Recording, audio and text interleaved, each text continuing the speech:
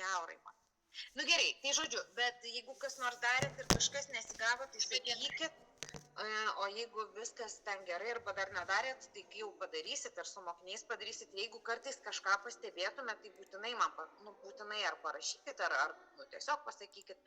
Kitą savaitę mes nesusitinkam, yra jums atostogų savaitė, tai gal kas išvažiuoja ar dar kažką, tai kitą savaitę mes akademijos neturim ir susitinkam po 2 savaičių.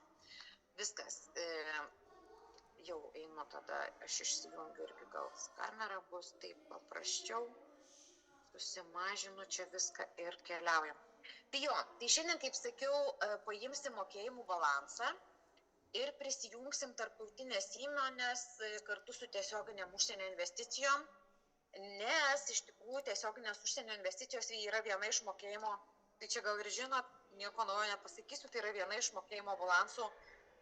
Nu čia aš nemoku kalbėti, žinokit, kaip buhalterė, tai čia jaučiu, vis tiek yra straipsnis, vienas iš straipsnių, tai bet aš sakysiu iš viena iš dalių, kuri eina į vieną iš sąskaitų, tai man dėl to, kaip aš ir aną kartą sakiau, atrodo logiškai čia viską jungti, sujungti, prijungti, nes nėra ten kaži ko labai daug. Tai iš pradžių apie mokėjimų balansą pasispręsim uždavinukų.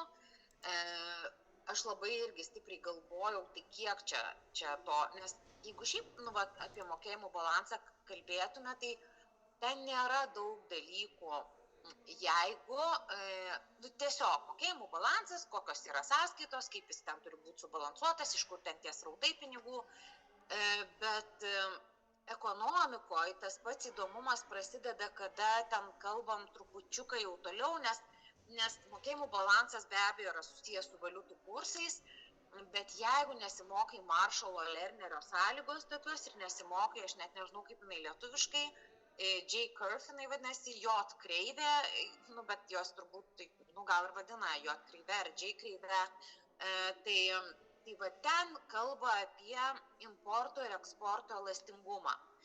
Ir tada jau atsiranda daug prasmės ir daug uždavinių, priklausomai nuo to, ten ar suma šitų elastingumų daugiau už vienetą ar mažiau. Ir tada galima nuspėti, kas su valiutos kursu darysis ir taip toliau, ir taip toliau. Tai ten yra tikrai labai visokių įdomių ir daug dalykų.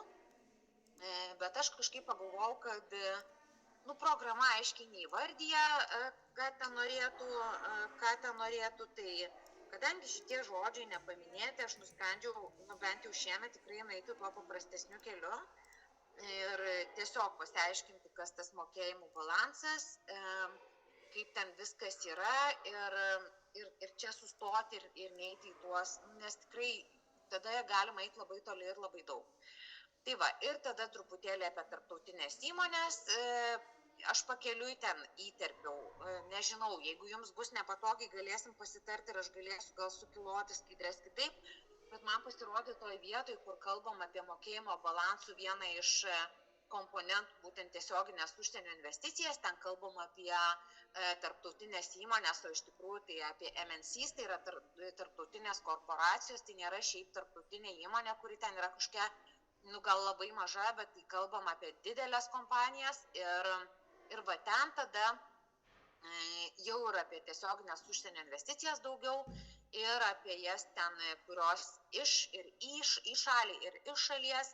Ir va čia jau sudėjau iš programos tuos mažiukus burbuliukus, kas ten yra parašyta prie tų. Šiaip tai labai tiesa, dar čia gal biški mintis man šokinė, bet ką tikrai siūlau žiūrėti. Programa mokytojui kiekvienam turėtų būti kaip Biblija. Tai, kas yra mano skaidrėse, tai yra skaidrėse, kaip vakar studentai man, tik gal galite atsiųsti skaidrės. Viena realiai studentė ten iš 62 metų ir jai mirtinai reikia skaidrių. Ir aš tada galvoju, ir jinai tiek mane spaudžia, tai jūs atsiųskit prieš paskaitą, tai jūs ten padarykit tą, padarykit tą. Ir aš tada uždaviau tokį klausimą. Tai, o kiek iš jūsų esat pasiėmę knygas ekonomikos? Nes yra daugybė ekonomikos knygų ir sąrašas ten, kaip jau studentams ten privalomas ir neprivalomas. Ir įsivaizduojat, pakėlė ranką vienas žmogus. Tai va, ir aš galvoju, neturim mes nei vaikų pratinti iki kažkokių ten tokių sukramtytų ir į burnytę įdėtų dalykų, nei ten kažko, bet čia va šitoj vietoj, ką noriu pasakyti, skaidrės yra santrauka, labai, tokia santrauka.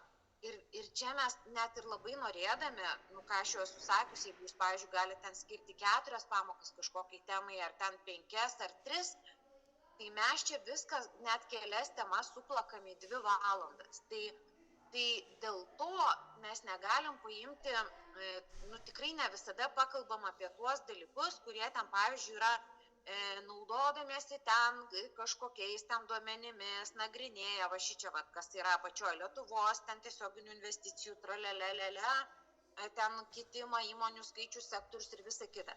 Bet į tai reikia žiūrėti, į tai reikia būtinai žiūrėti ir dėl to programa privalo būti pas jūs po ranka arba darbinis dokumentas, kuris visą laiką kažkur, bet tikrai negalit kliautis vien skaidriam, tai čia dar kartą šitą pabrėžiu, ne dėl to, kad aš čia kažko jums nepadarau ir nepasakau, bet dėl to, kad čia, čia yra Biblija, čia, kažkas kažką sako.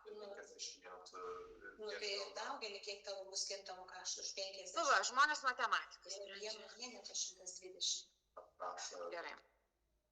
Tai va, tai susitarkim dėl šito ir būtinai pažiūrėkit į tas eilutes, kur tenai, nežinau, analizuoja, skaičiuoja, įvertina, ten diskutuoja. Tai programai tie dalykai yra parašyti ir ne visada mes čia suspėjom viską padiskutuoti ir viską išanalizuoti ir visų duomenis susirinkti.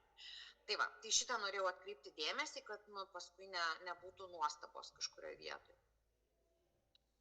Gerai, tai einam toliau. Tai tas mokėjimų balansas, ne? Kas tai yra? Tai yra tokia, tikrai esat matę turbūt, yra tokia tikrai didelė statistinė ataskaita, kuri parodo tam tikro laikotarpio šalies ekonominių operacijų su kitom šalim vertę. Tai bet kokio dalyko yra importas arba eksportas, kažkokios pajamos į šalį arba kažkokie pinigai iš šalies ir tie visi dalykai sugula į mokėjimų balansą. Tai ten pat yra visi ekonominiai sandoriai su užsieniu per kažkokį tam tikrą laikotarpį. Arba dar čia kitaip, tai pinigų srautai tarp šalies ir kitų valstybių, ne? Nes tai jau yra tarptautinės ekonomikos dalykas ir čia mes matom visus srautus tarp šalies ir kitų, ne, ten kažkokių šalių.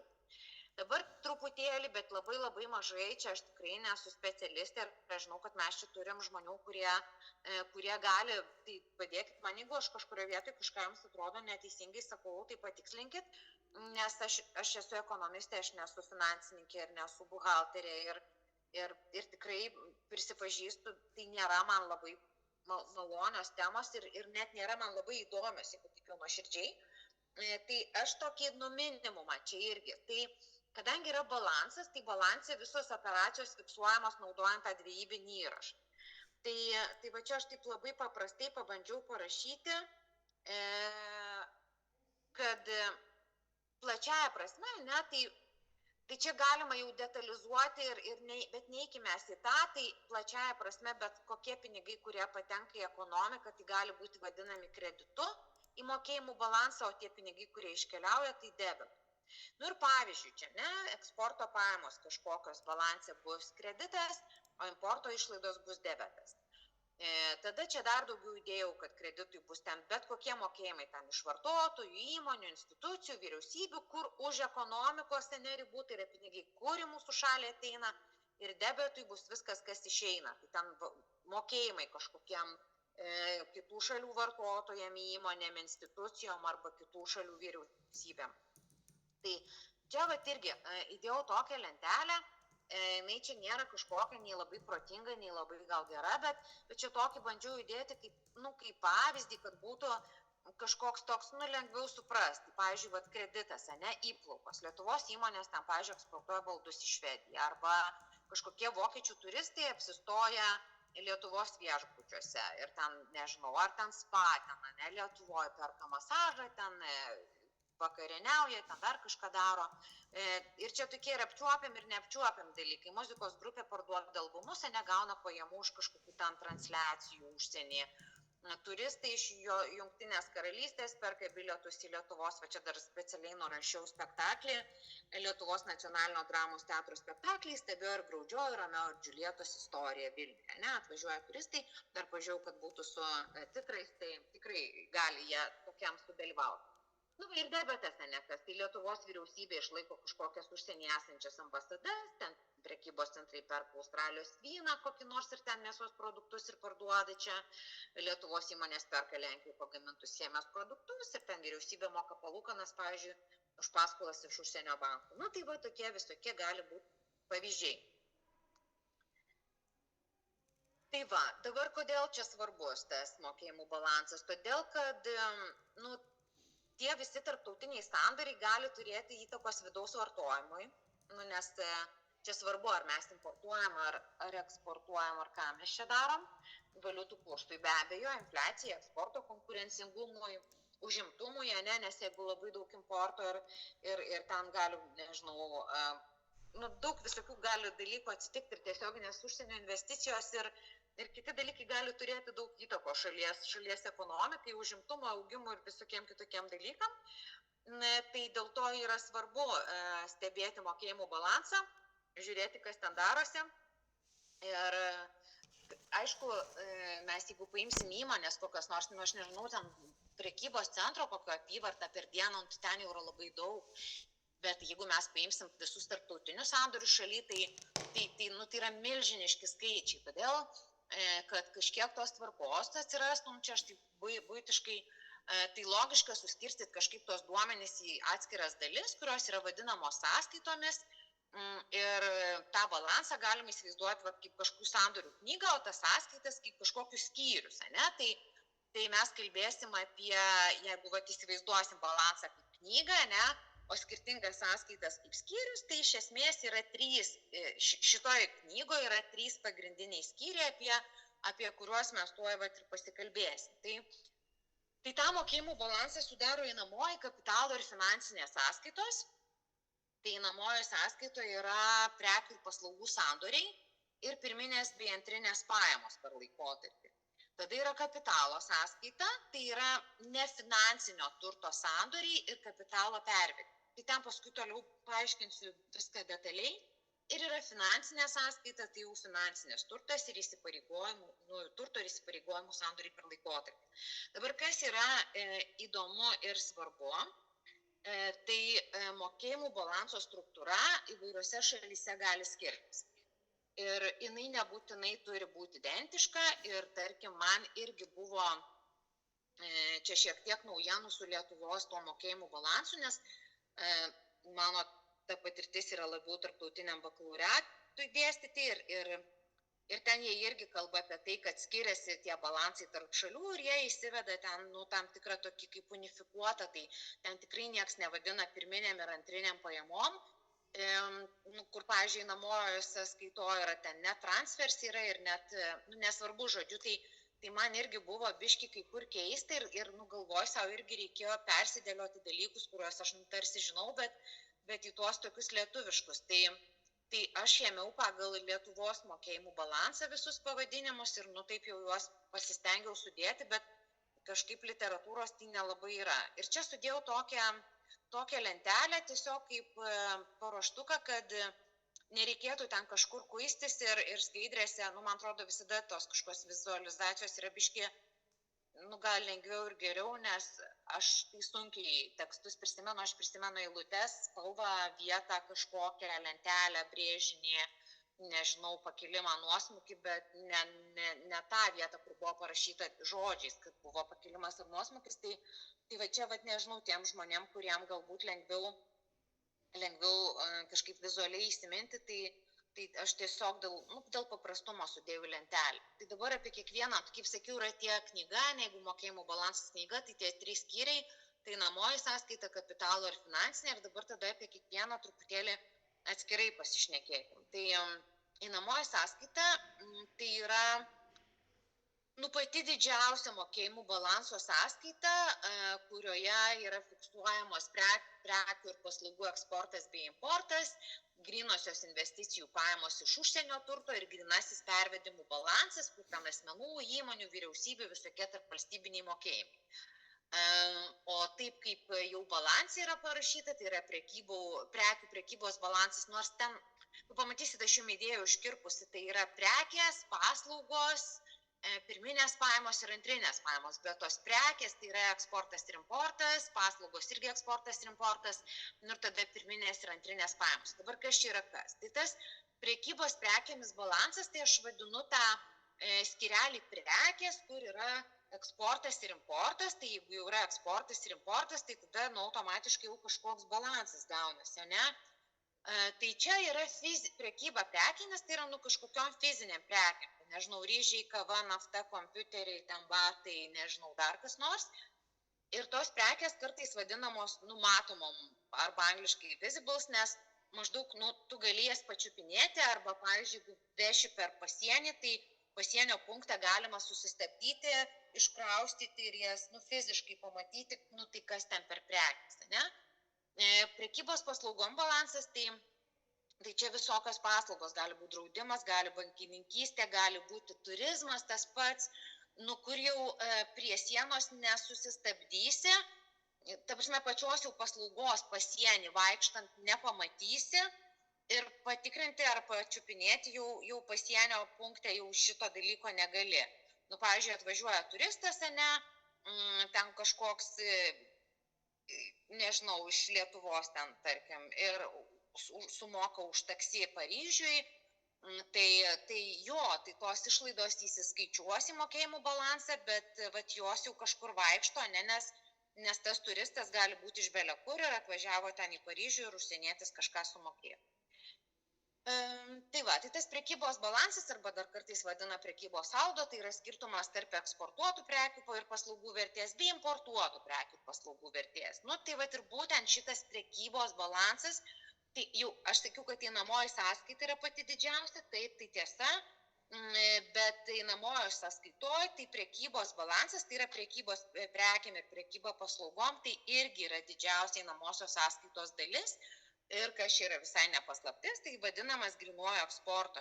Tai nebūtinai žiūrėdami į balansą tai sugalvosim, bet iš tikrųjų taip, jeigu mes skaičiuojam eksportą ir skaičiuojam importą, tai jisai ten ir pasimato to einamojo sąskaitoj, ten, kur yra prekės ir kur yra paslaugos. Dabar ir šiaip tai klauskit, jeigu kažkurioje vietoje neaišku, stabdykit, nes, aš čia taip, nežinau, gal greitai paskui, nes šitokios istorijos biški. Tai dabar pirminės pajamos, kas tai yra. Tai pirminės pajamos, tai yra pajamos iš gamybos veiksnių naudojimo užsienį ir užsieniečių uždirbtos pajamos Lietuvoje. Nes vėl mes turim kalbėti apie kreditą ir debetą, tas, kurios išeina ir tas, kurios įeina, ne?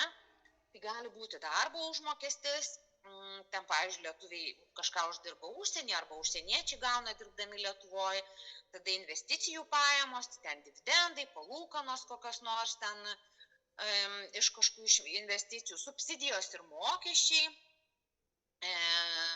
Ir pavyzdžiui, ten jeigu Lietuvos gyventojas dirba Vokietijoje arba gauna pajamas iš investicijų užsienio turtą, tai tos įplaukos bus įrašomos į pajamų sąskaitą, ne?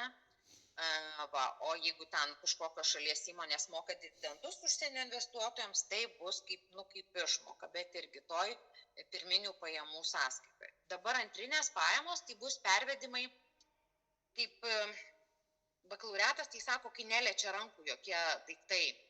Čia man tai labai fainas tas pasakymas, tada tu supranti, kad kažkokie nepačiupinėjami dalykai. Tai čia yra privatus pervedimai arba vyriausybės pervedimai. Tai tie tokie visi, kažkaip man keista tie antrinės pajamos, aš taip pati tai nepagaunu ir man nėra jokio ryšio galvoj su niekuo.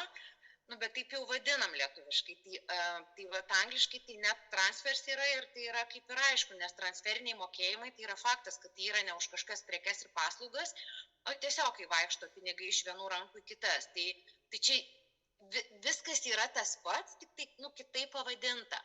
Tai privatus pervedimai, tai perlaidos tarp gyventojų gali būti galbūt emigrantai, pavyzdžiui, artimiesiems į Lietuvą persiunčia pinigus, arba vyriausybės pervedimai, tai ten į ES biudžetą, arba kažkokias lėšas gauna iš ES fondų ir taip toliau. Ten narystės mokesčiai tarptautinėse organizacijose ir kiti. Ir tada tas einamosios sąskaitos balansas, tai skaičiuojam kaip visų einamosios sąskaitos sudedamųjų dalių sumą, ne? Tai gali būti deficitas, gali būti perteklius, ir gali būti mažai tikėtina, bet subalansuota tai einamoji sąskaita.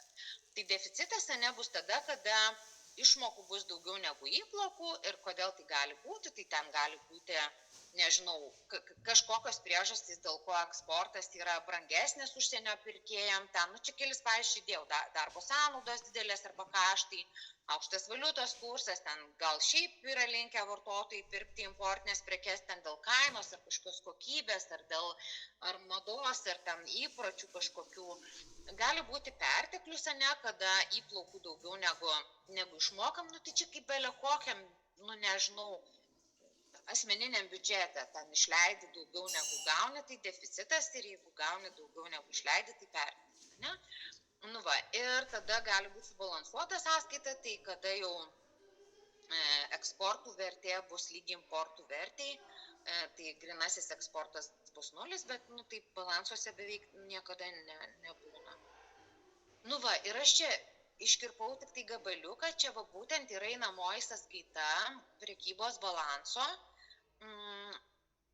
meluoju, čia einamoji sąskaita, čia iš tikrųjų jau ne visai prekybos balansas, šiaip blogai užrašiau, nes turbūt galvojau apie vieną, tiesiog ne prekybos, o mokėjimų, supratau kur, atsiprašau labai, bet iš karto pataisysiu, nes paskui pamiršiu mokėjimų čia balanso einamoji sąskaita, viskas čia gerai. Tai čia iškirpau yra Lietuvos banko puslapį, toks ilgas dalykas, jisai ten susiskleidžia, išsiskleidžia, bet čia prie prekių paslaugų, tai vienur jie čia rašo eksportas, importas, kitur jau kreditas, debetas, žodžiu, vienur vienaip, kitur kitaip, bet esmė, kad einamoji sąskaitoje čia apskritai yra kreditas, debetas, kad jau viską susižiūrėsi iš einamosios sąskaitos, bet čia yra išskleista. Čia ta prekyba prekėmis, prekyba paslaugomis, tada pirminės pajamos, tos, kurios ateina ir kurios išeina, ir antrinės pajamos. Tai čia, jeigu žiūrėsim į einamąją sąskaitą, va čia yra iki 24.3.4, tai galima tiesiog, šiaip dėl įdomumo pasižiūrėti skaičius, bet įdomiau žiūrėti visą sąskaitą, tada matysis, kažkoks tas tikresnis vaizdas ir matysis, kur ten tas balansas ar nebalansas ir kad čia ta sąskaita didžiausia. Iš tikrųjų, tai aišku, čia aš nemelavau, nes didžiausia sąskaita yra prekyba prekiam ir paslaugom ir jau ten pirminės ir antrinės pajamos, tai yra žymiai mažesni skaičiai, čia aišku, kai kur neigiami, tai reiškia, kad turi deficitą, tiksliau, kitaip sakant, išeina pajamų daugiau negu ateina į šalį, tai čia tą analizę tokią galima atlikti, bet čia savo tiesiog pasižiūrėti skaičius ir pabandyti suprasti, bet šiaip sakau, visas einamosios sąskaitos reikalas, tai yra šitos pirmos 2 eilutės arba pati viršutinė, ir čia yra visi kreditai, visi debetai, visų tų prekių, paslaugų, pirminių ir antrinių pajamų. Man atrodo, čia neturėtų kažkaip sudėtinga, plius minus aišku. Tai padarykim porą užduotėlių ir tada eisim prie kitos sąskaitos jau. Tai čia atsakymą, taip greituoju būdu. Ir jeigu per greitai aš kalbu, tai sakykit gerai, bet gal ir ne per greitai. Tai čia atsakymas yra koks? B. Jo. Deficitą mes turim tada, kai šalis daugiau importuoja, negu eksportuoja. Čia paprasta. Pabandykim šitą pasiskaičiuoti. Yra šalies X prekybos balansas, yra kažkur ten tokie klaustukai padėti, užduotis labai labai paprasta ir labai labai primityvi tokiam, apšilimui čia. Ir kai pabaigsit pildyti, tada reikėtų išvados. Kas iš to, kad čia mes kažką suskaičiavom? Čia, kaip matote, yra tik tai eksportas ir tik tai prekės ir paslaugos, atsiprašau. Ir čia yra tik prekybos balansas, tai nepainiokim, tai yra einamosios sąskaitos tik tai viena iš dalių, ne? nes yra prekyba prekiam, prekyba paslaugom, pirminės ir antrinės pajamos. Tai čia pirminių ir antrinių pajamų nėra, čia yra prekybos balansas. Tai yra prekyba prekiam ir prekyba paslaugom, ne? Tai yra eksportas prekių paslaugų ir importas prekių paslaugų. Pateiktas balansas gali būti bele kaip, užduotyse turiu galvoj, tikrai esu mačius labai įvairių, tai čia nereikėtų sutrikti, tai nėra visiškai taip, kaip mes žiūrėjom Lietuvos balanse, bet manau pakankamai turėtų būti aišku, ką čia daryti. Tai ar turim jau kokį atsakymą? Importo 103.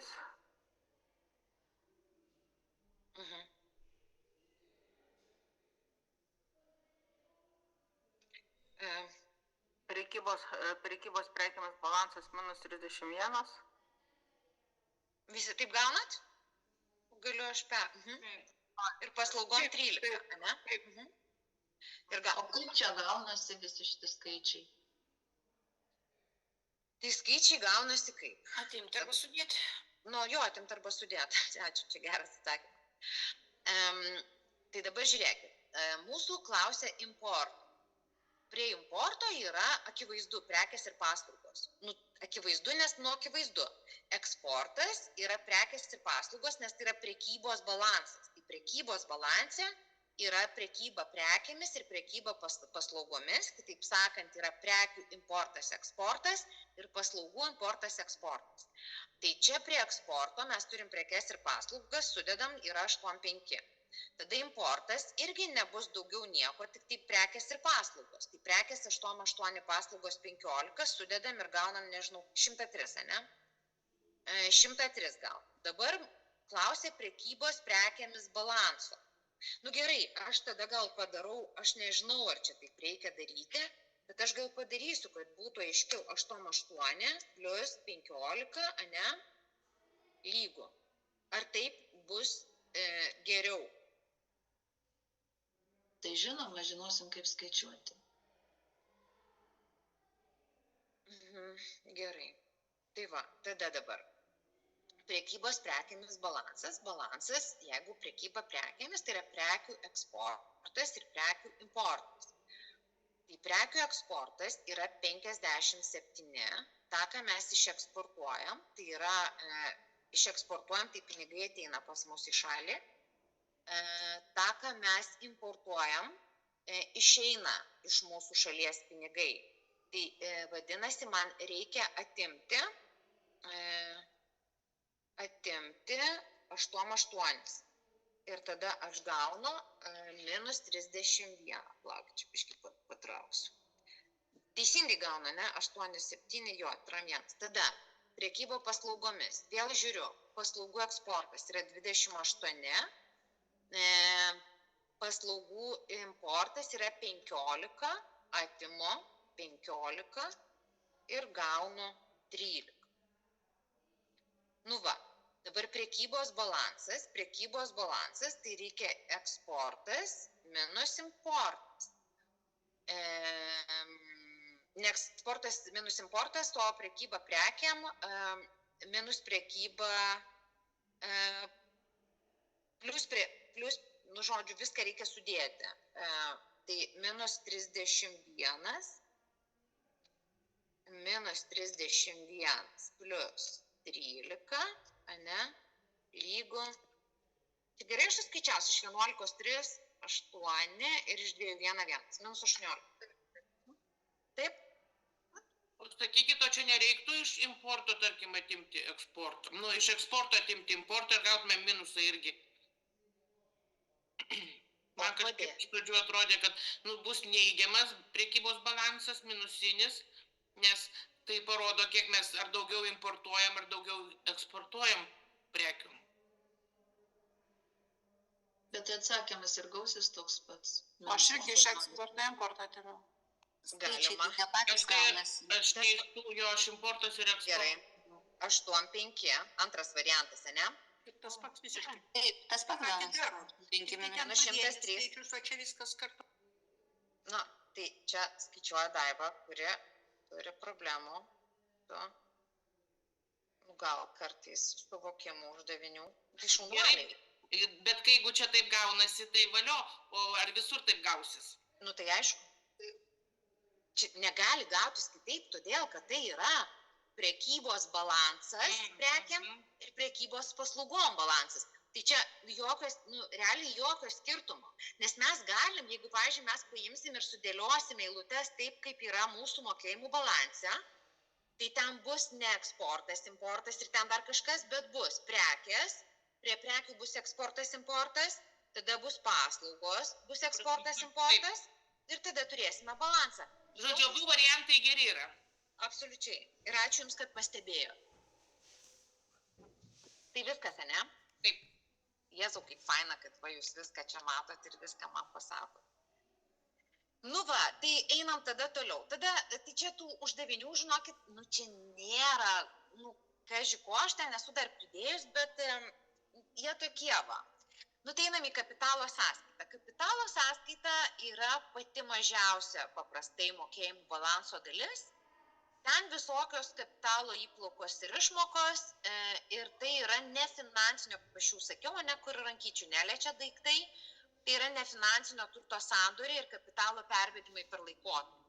Tai ten jau buvo, ne, kad kapitalo pervedimai, tai ten, pavyzdžiui, ES fondų lėšos, kažkokios dotacijos gali būti, pagalba, kažkokia tarptautinė nefinansinio turto sandoriai, tai visokie intelektinė nuosavybė, patentai, va čia yra autorių teisės, patentai, licencijos, visokios žemės naudojimo teisės, mineralų gavyba, ten žuvininkystė, va čia kažkur, man atrodo, dėjau pavyzdį, pavyzdžiui, ne, transakcijos. Ten Lietuva gauna ES paramą infrastruktūros projektą. Tai kapitalo sąskaitais. Ten įmonė parduoda užsienio bendrovai savo sukurtą prekės ženklą. Tada menininkas koks nors autoriaus teisės parduoda leidyklai užsienio. Tada Lietuvos įmonė įsigyja užsienio franšizę ir ar ten kokį patentą naujai technologijai. Čia kabletiškai padėsiu irgi jau iš karto man kimba akis. Žvejybos, pavyzdžiui, įmonė sumoka užsienio vyriausybėje už teisę žvejoti ant vandenyse kažkokiuose. Tai yra dalykai, kurių nepačiupinėsi ir jie guli kapitalo sąskaitoje. Tai kapitalo sąskaita, va tokia, aš tik tiek mačiau mūsų mokėjimų balanse.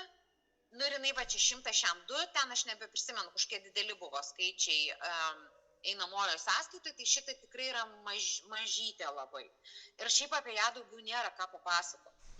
Nes, galime, aš čia sakau, gilinti iki dugno, bet manau, kad čia nereikia. Čia plius minus suprast, kas kiekvienoje sąskaitoje, ir tiek žinių. Tai čia dabar ką turim. Kai į šalį daugiau kapitalo įplaukia nei išplaukia, tai turime kapitalo sąskaitos ką? Perteklių. Kreditą. Ne kreditą, turim perteklių. Sąskaitoj yra perteklius arba deficitas. Pinigai, kurie įplaukia, yra kreditas, kurie išeina, yra debetas. Bet jeigu daugiau ateina negu išeina, tai mes turime kapitalo sąskaitoje ar belė kurioje sąskaitoje, kai daugiau ateina negu išeina, tai mes turime perteklių. Ir finansinė sąskaita. Tai šita tokia nėra maža, bet vis tiek, dažniausiai čia vėl negalim sakyti, akmenį iškalt, kad jau finansinė tai visada mažiausia. Bet paprastai, ta prasme ne mažiausia, o mažesnė užeinamąją, bet paprastai taip. Aš paskui esu ten tokį dar ir piešinuką įdėjus, kad taip lengviau suprast būtų. Tai kas joje yra? Tai visokie sandoriai, kurie susiję su turto nuosavybės pokyčiais. Tai visokios tarpvalstybinės investicijos. Tai kitaip dar sakant, kažkur labai įdomiai suradau tokį dalyką, kad finansinės sąskaitos duomenys parodo einamosios sąskaitos sandorių finansavimo šaltinius. Ir pavyzdžiui, Tesla, jeigu investuoja 100 milijonų eurų į gamyklą Lietuvoje, tai tada šita suma atsispindės finansiniai sąskaitai. Ir dabar kokios dalys? Tai yra 4 dalys. Tai va tos pirmos 2 irgi man yra įprastos ir jo aš taip pat mokėjau. Ir 3, 4 man yra biški vėl kitaip.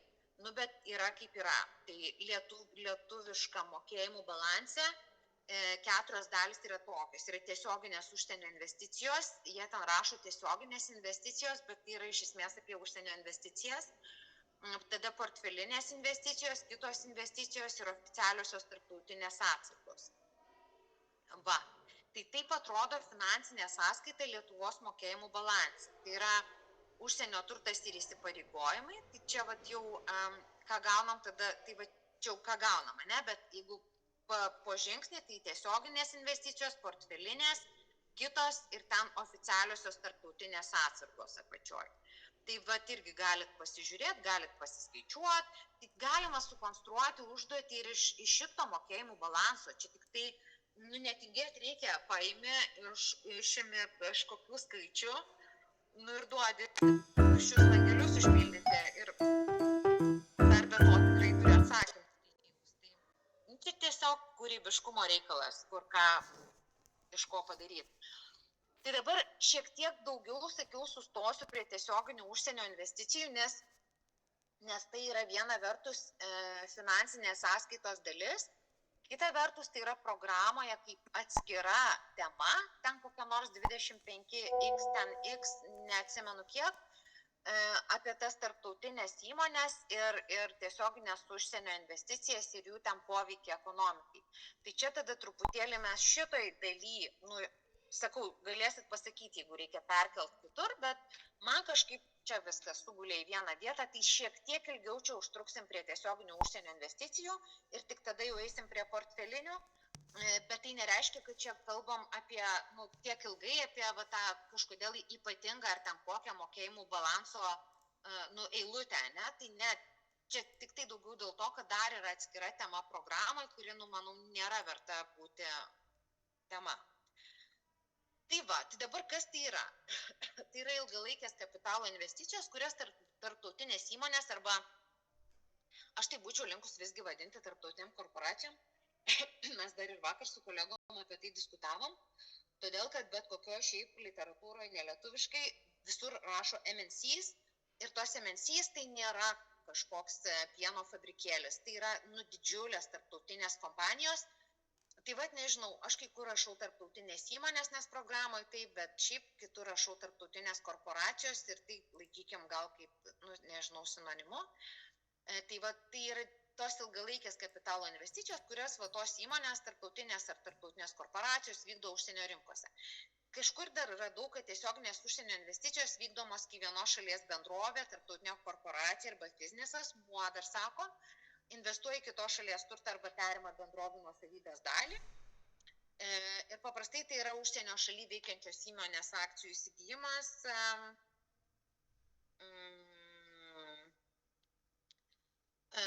steigimas arba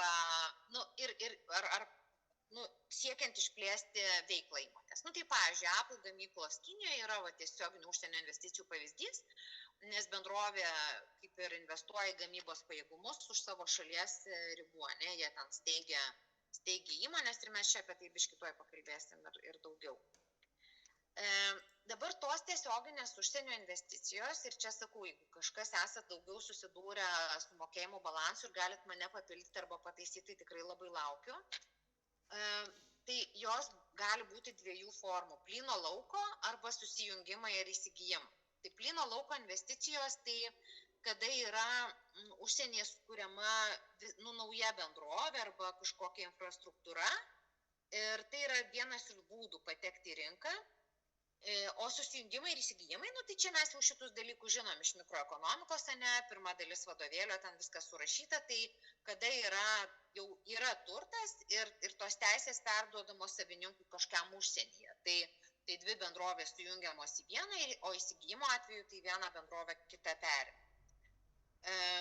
Tai va, tai čia irgi pavyzdžių aš esu įdėjus kažkokių, ir dabar biškiai apie tas tarptautinės korporacijas. Tai iš tikrųjų aš nežinau, kodėl čia visa tema apie tai, nes mes jau praeitą kartą nekalbėjom, kad tai yra, čia nieko nėra ypatingo. Iš esmės čia mes kalbam apie įmonės, kurios veikia daugiau negu vienoje šalyje, tai bent dviejose ir valdo gamybos įmonės arba teikia paslaugas, tose, mažiausiai dvi valstybės. Tai pavyzdžiui, Toyota, Nissanas, čia automobiliai labai lengva, Honda, turi, pavyzdžiui, gamyklas Jungtiniai Karalystėje, ten ir JAV, Toyota ten ir Portugalijoje turi ir dar daug kur turi. Tai va čia yra Bet šitos įmonės tikrai visos yra didelės, tai ar įmonėm, ar tarptautiniam korporacijom pavadinsim, tai čia yra tas pats. Ir kadangi, va čia, kodėl jos gal svarbios, nu čia yra to svarbumo, aš nesakau, kad čia apie nieką, ne, čia yra, nes kadangi jos paprastai būna didelės tos įmonės ir vykdo savo veiklą kitose valstybėse, tai jos gali turėti ir turi labai dažnai įtakos kitų šalių ekonominiai, ten ir socialiniai, ir politiniai aplinkai. Ir dažnai šalis nori prisikviesti tas tarptautinės korporacijas į šalį, nes tai rodo, kaip čia pasakyti, ir tą ekonominę, mokestinę, stabilę turbūt aplinką, ir kad ten verslui yra gerai, ir tam tikras turbūt prestižas šalies gal didėja, kai tokios įmonės kūrėsi, ne, tai yra čia dalykų, bet jo. Tai va, dar tiesioginės užsienio investicijos yra į tokias dvi pagrindinės grupės, jos gali būti įeinančios į šalį ir išeinančios iš šalies. Tai čia irgi nėra kažkoks super skirstymas, nes logiška. Tai tiesioginės įeinančios, tai reiškia, kad šalis pritraukia investicijas iš užsienio bendrovio, ne? Ir išeinančios, tai reiškia, kad šalies įmonės kažkur investuoja užsienį. Ten ta pati Toyota, Nissanas, Honda turi gamyklas Europos Sąjungoje ir JAV, tai iš Japonijos čia yra išeinančios tiesioginės užsienio investicijos, ne? O jeigu tam, pavyzdžiui, nežinau, Apple'as į Kiniją, tai į Kiniją Apple investicijos yra įeinančios. Tai čia irgi nieko tokio. Dabar kodėl tas dėmesys, ne? Kodėl tos tarptautinės įmonės arba investuoja užsienyje. Kodėl jos taip daro? Tai todėl, kad leidžia joms, aišku, plėsti savo veiklą ir kiti du gal svarbesni turbūt optimizuoti kaštus ir didinti pelną. Nes tai viena iš priežasčių tai yra mažesni gamybos kaštai. Ir mes jau esame apie tai kalbėję ir nežinau, aš tai, kur galiu ten pasakau turbūt, tai dažniausiai tarptautinės korporacijos renkasi mažų arba vidutinių pajamų šalis, kad sumažintų savo gamybos kaštus. Ir ten, pavyzdžiui, Nike'as, samdo darbuotojus Indonezijoje, Kinijoje, Vietname, nes yra pigi darbo jėga. Tai nors ir dažniausiai puošiasi ten tom skambiom frazėm, kad kuria darbo vietas, kad ten perduoda know-how ir vis taip ten kaip rūpinasi viskuo, bet iš tikrųjų tai ten tos poezijos, mano akimis, yra gerokai mažiau. Ir čia apie verslą, tai apie kaštus, apie mastų ekonomiją, aišku, nes kuo didesnė rinka, tuo yra galimybės mažinti vieneto gamybos kaštus, nedidinti pardavimus, daugiau gamini, mažėja gamybos kaštai vidutiniai vieneto, tada gali uždirbti daugiau ir pelną pasididinti. Dažnai steigiasi ten, kur yra prieiga prie gamtos išteklių, ten pavyzdžiui, nežinau, naftos bendrovės Vidurio rytuose, ten ar kažkokios kalnakasyba Afrikoje, augančios pardavimų pajamos, tai dažnai steigia savo įmonės ten, kur sparčiai augančios rinkos yra, ir čia Indonezija, Nigerija, Bangladešas, ir gali įmonės ten tiesiog uždirbti. Dar yra keli prekybos barjerų vengimas, tai jeigu, pavyzdžiui, yra muitas kvota, bet tai jeigu tu turi ten gamyklą, tai tu jau kaip ir nebeeksportuoji tą šalį ir tu legaliai gali ten viską gaminti ir išvengti kažkokių muitų, kuriuos ten gali uždėti.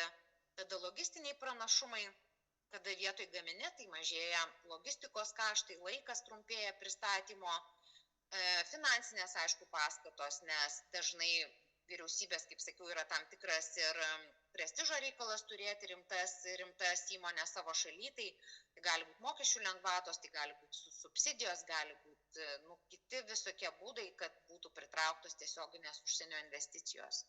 Aišku, čia vėl nereikėtų taip labai tiesiai suprasti, kaip aš sakau, tai nereiškia, kad Lietuva, pavyzdžiui, neturi tiesioginių užsienio investicijų šalyje, tai tikrai turi. Ir tai nereiškia, kad mes esam kažkaip pigi darbo jėga ar čia dar kažkas, tai nėra viskas 100%, bet neretai taip yra, tą, ką aš ką tik čia jums sakiau. Dabar koks teigiamas poveikis tiesioginių užsienio investicijų ir tų visų tarptautinių korporacijų arba tarptautinių įmonių ateimo į rinkas, tai aukštesnis nacionalinių pajamų lygis, tai nėra, kas yra ateida ar eid. Žodžiu, ar ar, čia žinot, maždaug kaip ar meškerė, ar žuvį duoda, ne? Tai tiesioginės užsienio investicijos, jeigu, pavyzdžiui, atsiranda gamykla, kuriasi ten darbo vietos, tai yra stabilesnis dalykas ir žymiai stabilesnė, kaip čia, negalima vadinti to parama, tai yra stabili investicija, kuri generuoja pajamas, kuri kuria darbo vietas, ten aš vėliau jau apie tai irgi esu parašiusi, negu kažkokia tarptautinė finansinė tam pagalba, kada duoda pinigų, neaišku, kur tos pinigus ten nukiša tos besivystančios šalis, nebūtinai tikslingai panaudoja arba nebūtinai nekorumpuotai kaip nors panaudoja. Tai čia iš tikrųjų yra geras dalykas, kuris galiausiai padeda skatinti ekonomikos augimą. Kapitalo kaupimas, investicijų augimas, naujos investicijos skatina ilgalaikį būtent vystymąsi. Tada didesnės mokesčių pajamos, čia nėra daug ką ir pasakoti, tada ir technologijos ir žinių perdavimas. Bet čia viena vertus, kita vertus, man atrodo, aš kitoje skaidrėje apie šitą esu parašius biški iš kito šono. Tai viena vertus taip, tai ir technologijos, ir žinios, ir darbuotojų mokymai, ir visokie geri dalykai.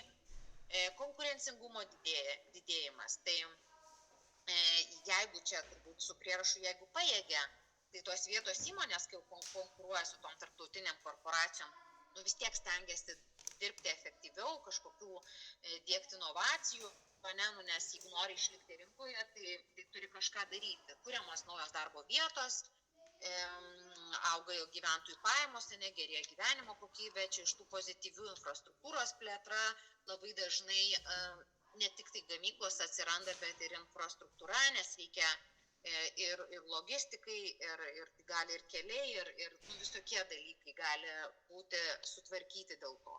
Bet aišku, yra neigiamo tiesioginio užsienio investicijų poveikio, čia būtent kalbant apie tas silpnesnės ekonomikas, tai dažniausiai ten yra mažos algos ir menka darbuotojų kvalifikacija, todėl kad čia mes prieš tai ką tik apie kažkokias technologijas ir žinių perdavimą kalbėjom, tai jo, taip gali būti, bet gali ir nebūti, nes jeigu važiuoja ir turi gamyklą ten kažkokią korporaciją tokioj labai silpnos ekonomikos šaly, ten yra darbo jėga nekvalifikuota, jie dirba pigiai ir dažniausiai dirba nekvalifikuotus darbus, o jau aukštesnio lygio vadovai atvyksta iš užsienio ir tie vietiniai, nei jie ten kažkokį know-how gauna, nei ten ką, bet jo, jie gauna darbo vietas.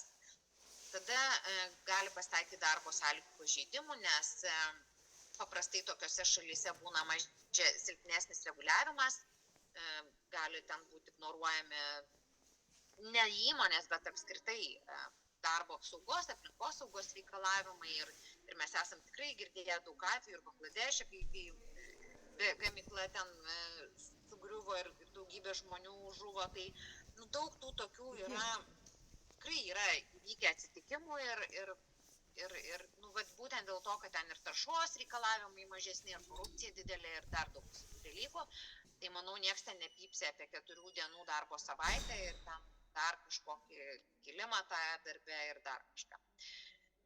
Tada vietos verslų silpnėjimas, ką aš prieš tai sakiau, viena vertus jo, ten jeigu nori konkuruoti, reikia inovacijas kažkokias kurti, technologijas, bet jeigu mes kalbam apie silpnesnės ekonomikas, tai greičiausiai tie vietiniai verslai nepajėgia konkuruoti ir bankrutuoja ir to gerumo netiek jau daug. Pelno repatriacija, nes dauguma tarptautinių bendrovų grąžina pelną į savo kilmės šalis ir visai ten neinvestuoja daug į vietinę ekonomiką. Tada tarptautinių korporacijų įtaka politikai, jos dažnai daro įtaką ir visokių dalykų reikalauja, tai kas irgi nėra labai ir gražu ir gerai. Ir aišku, ta kultūrinė globalizacija arba apskritai globalizacijos poveikis, į kurį galima žiūrėti turbūt ir kaip į teigiamą ir kaip į neigiamą, čia tokie jau diskusijai dalykai, tai keičia ir tradicijas, ir verslo modelius, tuos nusistovėjusius, kas, sakau, gali būti ir gerai, bet gali būti ir ne iki galo gerai. Tai taip apibendrinant, tai tos tiesioginės užsienio investicijos tikrai yra svarbus veiksnys mažiau išsivysčiusių šalių ekonominiam augimui, bet yra labai nemažai visokių iššūkių, ką mes ką tik aptarėm. Ir su tuo, kad pelnas pervedamas į tų tarptautinių korporacijų kilmės šalis. Tai va čia nėra taip viskas paprasta ir gražu, kaip gali pasirodyti. Tai tiek čia tos jau temos, kuri yra kaip atskira tema, Ir dabar tada grįžtam į mokėjimų balansą, jeigu dar nepamiršom, kalbam apie finansinę sąskaitą, ką tik aptariam tiesioginės užsienio investicijas, o dabar portfelinės investicijos. Tai portfelinės tai yra nuosavybės ir skolos vertybinių popierių operacijos. Ne? Nu, tai čia kaip ir viskas labai aišku. Tai jos kada? Kai bendrovės ten ar kažkokios finansų įstaigos arba asmenys perka bendrovių akcijas užsienio vertybinių popierių biržoje, nu arba rinkoje galima sakyti, čia nesvarbu. Ir paprastai tai yra trumpalaikės investicijos, kuriomis siekiama iš esmės gauti trumpalaikį pelną iš palūkanų normų skirtumų. Tiesa, patikrinau žodį spekuliuotojas ir spekuliantas, tai jie abudu yra teiktini ir vartotini.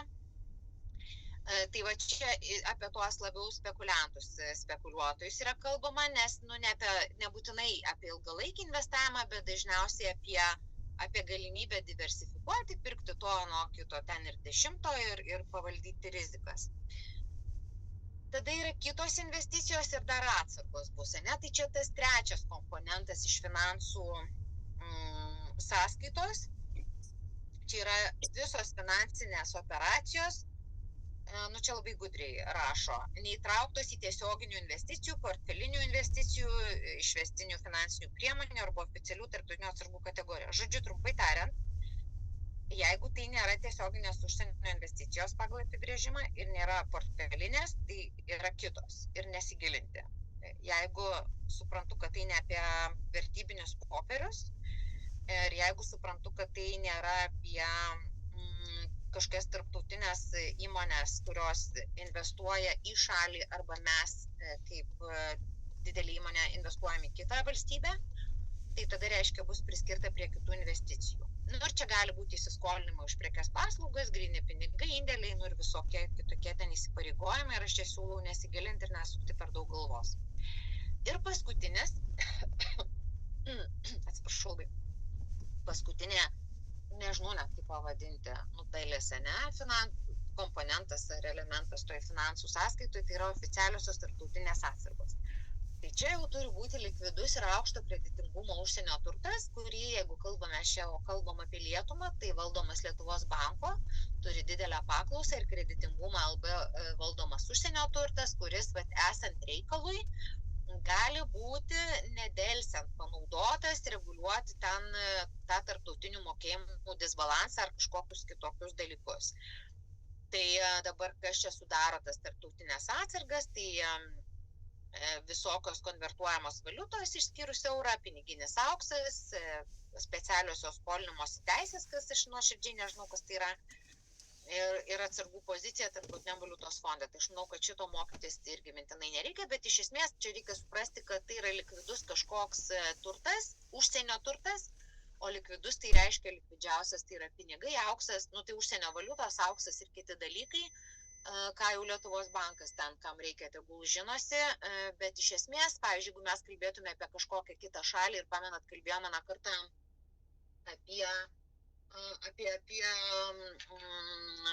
apie valiutų kursus ir aš kalbėjau apie valiutų kursus, kurie gali būti reguliuojami, ne? Tai kur leidžia svyruoti kažkokiose ribose arba